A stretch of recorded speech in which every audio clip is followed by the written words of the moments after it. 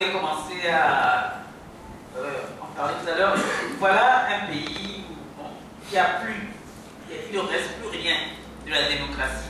Et pourtant, il est tout à fait à l'aise sur le continent.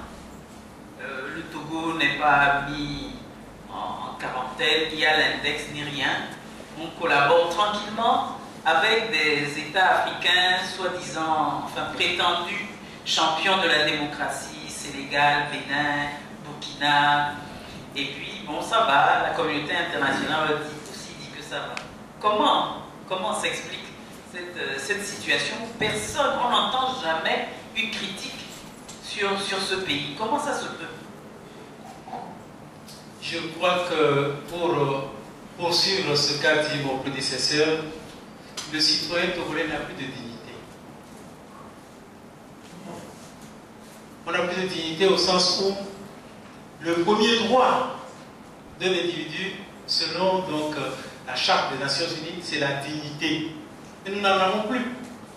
La preuve, à tout moment, peut sortir, vous pouvez être interpellé. On finit même par demander la carte d'électeur comme pièce d'identité. Donc, où se trouve notre dignité? Nous n'en avons plus. Alors, si vous n'avez pas de dignité, qui vous respectera? Apparemment, on nous respecte. Celui qu'on respecte, qui l'on respecte au Togo?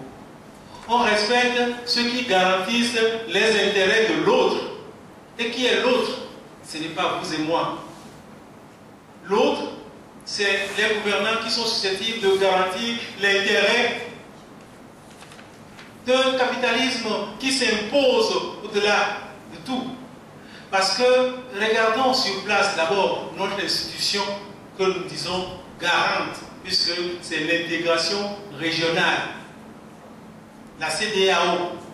La CEDEAO des peuples, c'est pour cette CEDEAO que nous nous battons. Mais nous n'avons que la CEDEAO des chefs d'État. C'est eux qui décident.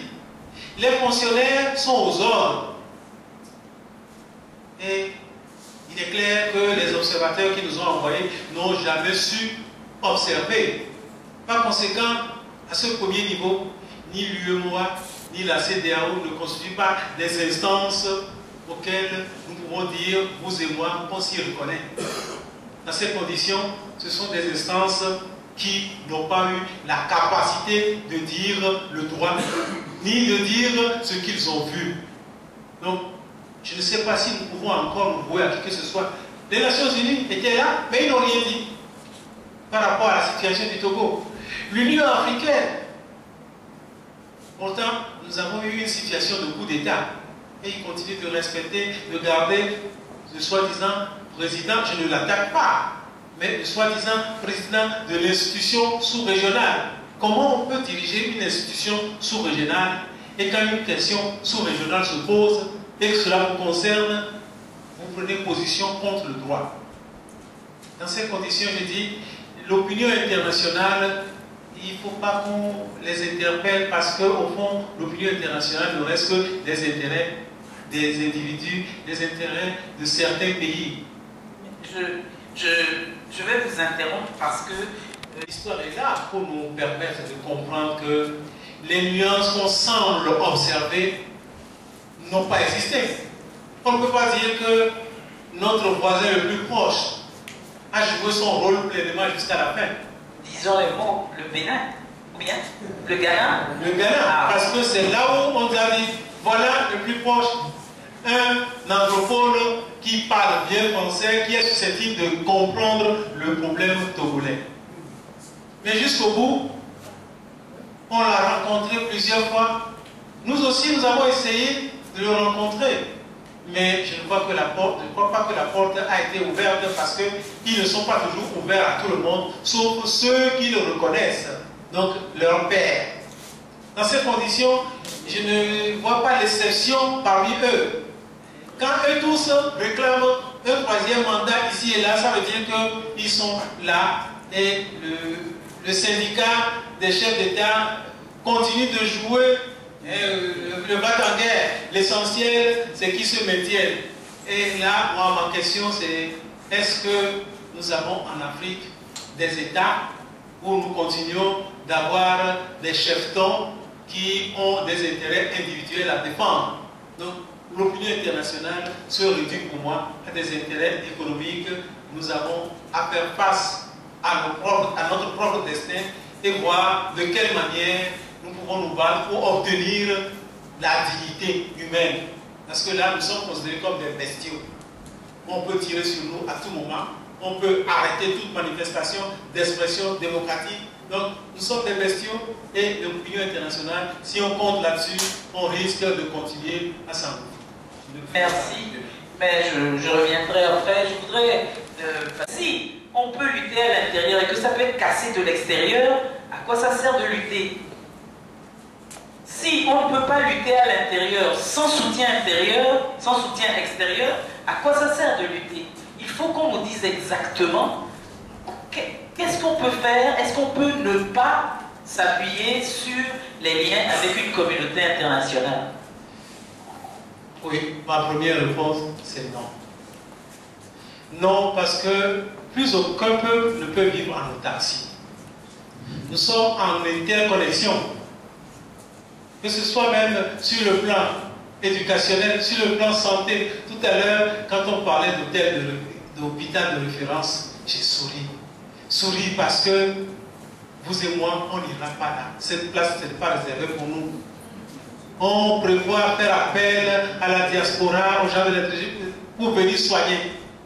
Et cet hôpital, malheureusement, sera financé par la Caisse nationale de sécurité sociale qui prend les miettes des non-fonctionnaires, de tous. C'est eux qui vont financer cet hôpital, comme la caisse, la résidence de la caisse, financée par la caisse, mais les citoyens togolais qui ont cotisé n'y ont pas accès. Donc on n'aura pas accès à cet hôpital de référence. N'oubliez pas.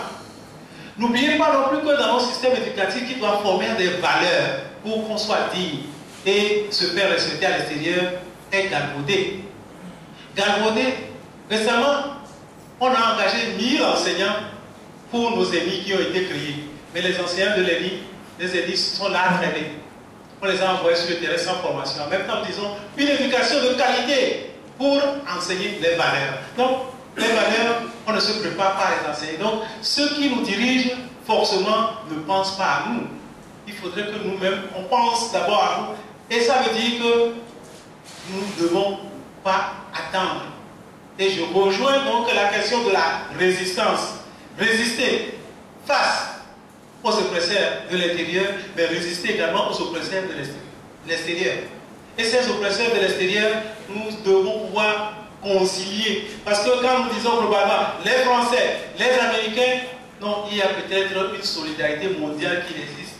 Des gens nous disent qu'on ne parle pas assez de nous. C'est vrai que les événements depuis le août 2017 ont permis qu'on parle un peu du Togo, mais on n'en a pas encore assez parlé. Donc il nous revient donc de nous faire parler assez de nous.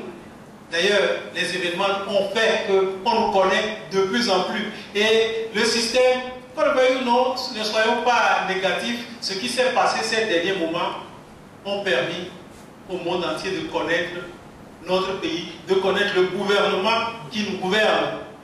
Au sens où je crois que nous pouvons encore attendre des solidarités. Ces solidarités, il faut les chercher. Les chercher, ça suppose de trouver des stratégies. Mais seulement si je rejoins mon ami de côté de gauche, mais où se trouve le centre du pouvoir chez nous et sur lequel on peut agir? Parce que c'est finalement un pouvoir où on ne retrouve pas la tête. Qui devons-nous voir? À un moment donné, on a mis l'idée, on a cherché des gens, dire ceux qui peuvent influencer. Mais on ne sait pas réellement. Est-ce que c'est l'armée? Nous avons dit l'armée, mais dans l'armée individuellement, voyez nos généraux. Est-ce que c'est eux qui détiennent le pouvoir? Ils subissent comme nous. Les enfants, qui n'a pas de parents dans l'armée? Les enfants aussi souffrent. Si ce n'est pas vous, c'est peut-être un neveu, c'est l'enfant de ceci. Eux aussi, ils souffrent. Donc, par l'éducation, par une meilleure compréhension, je crois qu'il nous faut une action de sensibilisation. La résistance, c'est aussi la sensibilisation. L'engagement que les uns et les autres doivent avoir pour sensibiliser face à nous-mêmes ici à l'intérieur, parce que l'ennemi n'est pas seulement à l'extérieur, l'ennemi est aussi à l'intérieur. L'ignorance qui fait que beaucoup continuent encore d'aller taper sur les gens et de revenir à la maison et pouvoir lever la tête. Il faudrait qu'on arrive à montrer aux nôtres que quand ils tapent dehors, quand ils viennent, qu'ils baissent la tête. Ah, je vous ai tapé.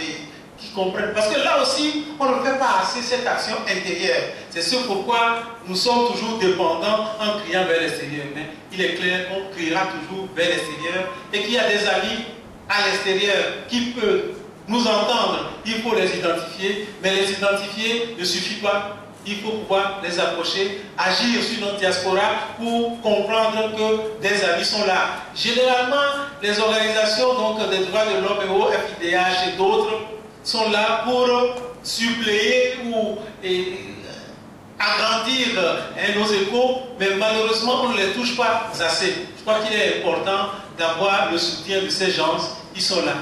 Et pourquoi pas infiltrer également tous ces réseaux internationaux qui agissent et qui nous prennent en otage.